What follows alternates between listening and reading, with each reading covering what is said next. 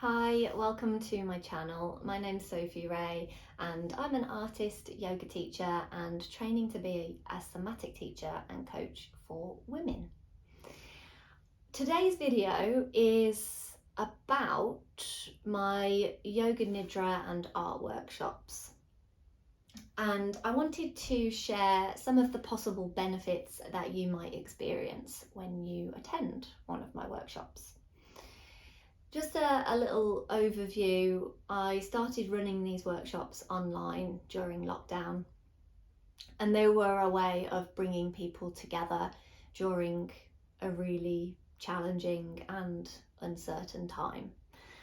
And the work that I did online with my classes and my workshops really kept me going, and I know from the people that attended that they were really important to them as well. I just wanted to talk a little bit more about them and what benefits you might experience. I have my notes here that I am going to be looking at because I don't know how people can just reel off their information without looking at notes. I just, well done to you if you can do that, but that is not me. Because I'm training to be a somatic teacher and coach, I've started including somatic movement and somatic practices into my workshops. It hasn't changed them that much. It's just, we start with some somatic movement, then we go into a yoga nidra practice, a yoga nidra meditation, which can be a somatic practice in itself, and then we spend the next couple of hours doing some art. We arrive, we have tea, we meet and greet, everyone gets time to have a little chat and set up their space before we go straight into the movement, the yoga nidra, and then we break, and then we practice and play around with the paints. We get to know them. The art part is usually watercolours or acrylics. It just depends on the venue and the time and how I'm feeling. I like to do a bit of both. I've also been running day retreats where you can experience it for longer, because the feedback that I always get is there's just not enough time. People will always want more time to paint, and I agree. More time to paint is just, I would love that. Love an extra week in the week to be able to paint. And they fill me with so much joy. And from the feedback that I get, I know that they fill other people with joy. And, in a similar way to when I was running them online, they bring people together. And it's that moment of play and self-expression and getting a little bit messy, and it not being about the final outcome. It's always about the process of creating and making art. It takes you away from, not from the responsibilities of life, but it's that reminder that play is so important for our health. We can't constantly be working and not take time to rejuvenate our creative juices or get together with our community and paint a picture. It's so important to our needs and our mental health and our physical health as well. So in this video, I don't want this video to be really long, so come on, Soph.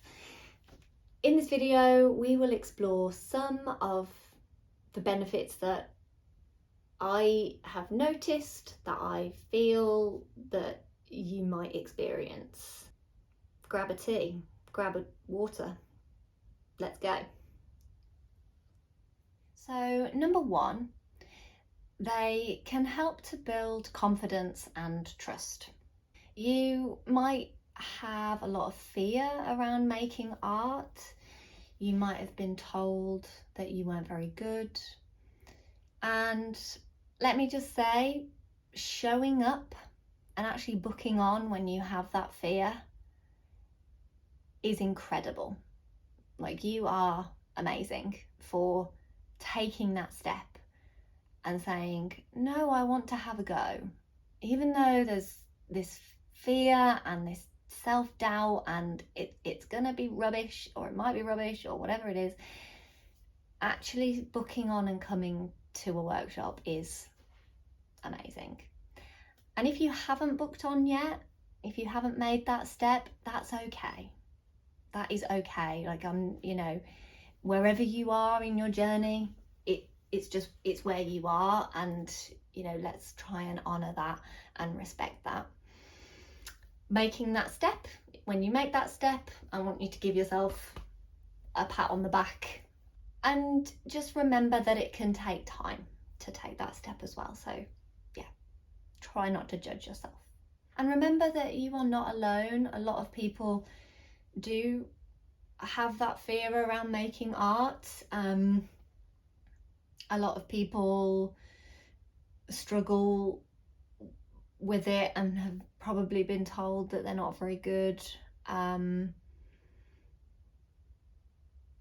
lot of people feel that way, so you're definitely not alone there, and I think we can hopefully take a little bit of comfort in that. If you were told that you weren't very good when you were a child, or even as an adult, whenever, shame on them, whoever it was, whether they thought that they would help to encourage you, or that kind of tough love situation. If they thought that saying, telling you that you weren't very good would make you want to do better, shame on them, because that's not the way that everybody works. If you're very sensitive like me, you would just go, well, I'm not going to do that again. And that's totally normal as well. That's a really normal response to have. Your younger self, your child self, was just trying to learn in any way that a child learns, by having a go, by playing, by developing your skills, your brain function, your coordination. All of these things are being developed when you make art, no matter what age you're at. But it can be really devastating when an adult or a peer puts you down. And yeah, it can either go one way of like, well, I'm going to prove you wrong, I'm going to keep going and keep trying, or it can go the other way of like, I'm never going to do that again. I do not want to feel this way ever again. And that's really sad. It can have such a lasting impact, but it doesn't have to be true. So in my workshops, it's a very open and encouraging space, and it's not about the outcome of the artwork. We all need that encouragement, no matter what age we are, no matter what skill level we are at. We all like to hear, well done, that's great, or well done for trying. So they allow space for your inner child to have a go and to relearn those skills. And of course, you as an adult are also in that moment. You are developing your artistic voice, your creative skills. You are boosting that confidence and that trust in yourself and in others. So I'm not going to come around and tell you something is bad or wrong, but I will give advice on how we can do things, because I'm there to guide you and to give advice in a way that is constructive and not going to put you down. So it's really about the process of enjoying making art and getting to know the materials, learning about the materials, and playing with them to see what happens, because that is how we learn. And you gain that confidence, I think, to say, I'm learning, I'm practicing, I might make mistakes, and that's okay. It's okay to make a mess, and it's okay to be free and not perfect. So yeah, so confidence and trust, giving you that space, providing that space and that permission to go and do it and to play and to practice and to try and not be hard on yourself when you're not feeling like it's not coming out as you want it to, and that can happen, but then that is working on our mindset. The second benefit is that they can help to increase connection. So it's connection with yourself, with your creative inner child, with your soul, your essence, and there's that connection with others, with your community. So being together with your community and having time to actually sit and chat whilst you paint. And that can be a really wonderful experience of connection and getting to know people and having that conversation around your art and supporting each other in your creative journeys, no matter what stage you're at. And it really helps to add to that sense of purpose and joy and co-regulation that we all need. So social connection is really important for feeling safe and supported, and can help with improving your self-esteem and boosting your confidence as well. And having that connection with yourself is so important.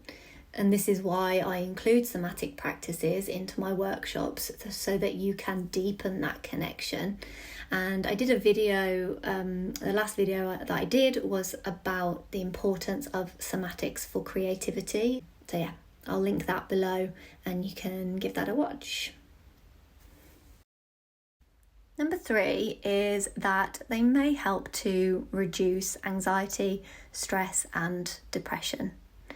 Yoga, somatics and art can all help to reduce those things and help us feel more safe and grounded within our bodies, within our lives, within our experiences. And this can be a long journey, it can be up and down, and it might require some additional support and therapies. So I'm not saying that this workshop in itself will help you 100%. It can just be an additional thing to other healing modalities and other things that you might need to support yourself.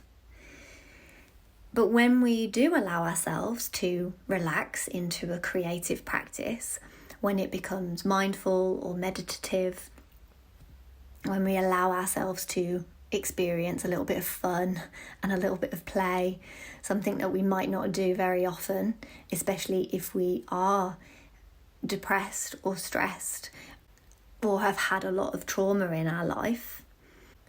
But when we do allow ourselves that creative joy and play, the body's natural feel-good chemical endorphins are released, which can help to reduce stress and pain in your body. And we can be more focused and present in the moment, which also helps to reduce intense feelings that might come from reliving past wounds or worrying about the next thing, worrying about the future, constantly playing things over in your mind or overthinking. A lot of the time we are worrying about things that we have no control over. But what we can control is how we are in the now and what we are doing in the now to support ourselves. And we can focus on doing something that is joyful and really giving yourself permission to experience joy, to express your emotions through painting or through moving your body to release tension and trauma, or to really allow yourself time to rest. Because a lot of the time we don't do that. We don't honour our cycles. We don't honour when we are exhausted and we just keep going.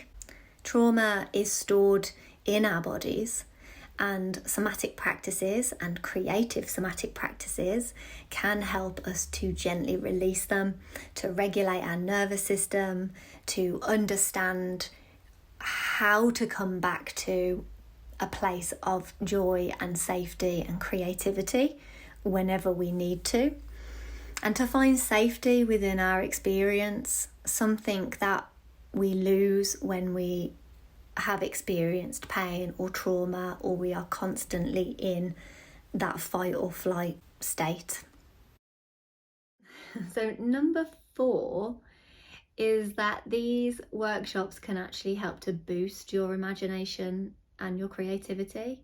The more you make art, the more you engage your brain in creative activities, the easier it becomes, and the more progress you see. So the more you practice, whether you are practicing technically how to paint something, or whether you are just playing with the paints and having a go, you're going to learn more, and you're going to learn quicker, and you're going to see progress.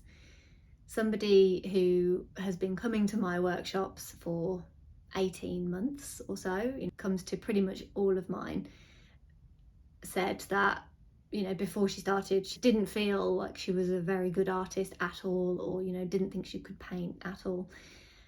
And over time, she's kept coming back. And she messaged me recently to say that she's so proud of the work that she's done, the artwork that she's made in the workshops. And it's made such a difference to her. And she feels really good about that.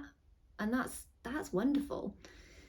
And of course, practice makes progress. And it's not about perfection. It's not practice makes perfect. It's practice makes progress. And whether you are wanting to progress or learn more, that's a different story. If you just want to do it as a playful activity, go for it. The more you do it, the more your imagination will fire up, the more the creative juices will get going, and you will want to do more. Yoga Nidra, and meditation and walking in nature, and any activity where you are calming your mind, the intuitive part of your brain, the imaginative part of your brain, the creative hub fires up. And that's, not just with Yoga Nidra. I really enjoy that the deep rest that you get with Yoga Nidra. And that's why I like to include it. And along with the movement and the somatic practices, it takes you out of that overthinking and stressed out mind into the more relaxed and receptive state of mind that we need to make art. And that's where, when we allow that time and that space to rest, that's where we gain more clarity, and the insights come through and the inspirations come through. When we're trying so hard, and when we are just focused on, I can't do this, it's hard then to actually go, this is possible. If we can take a step back and ask, what is possible? What could be possible in this moment? I think we have a better chance of enhancing our imagination and our creativity. So we need to be in that relaxed state to let your mind open up and let that creativity come through. And facing it will feel way more empowering. So that's number 4. I had 2 more points that I wanted to make, but this video is going to be really long, so I'm kind of going to wrap it up now, and I can come back and do another video or share some other benefits later on. Last thing that I wanted to say was that I have got my notes here still, that I asked a few of my regular attendees what benefits they've gained. And some of the things that came up were fun, peace, confidence, creativity, happy inner child, time to check in with yourself in a safe and welcoming environment, time to move, explore, reground and be creative, time to be yourself. And I just thought that would be a really lovely way to end this video. And yeah, I will share more later on, but right now I just feel like I need to stop talking. So I really hope that you enjoyed this video and that it's given you a little bit more of an insight into my yoga and art workshops. A good thing to remember is that everyone is different, everybody is on a different journey, and what one person experiences from my workshop, another person might not. So I really invite anyone who comes to my workshops to arrive with an open mind as much as possible, an open mind with a lot of curiosity. Let's see what happens. Let's explore, ask questions. I'm there to guide you. Your community is there to support you as well. And remember that if you want to have a go, that desire is there, but there's also someone in the back of your mind saying, but you're not very good. Tell them to get in the bin and come anyway. What have you got to lose? You're not alone. I am there. There are other beginners there, and I am there to hold the space and support you in whatever way I can. Thank you so much. I will see you again soon. Have a wonderful day. Bye.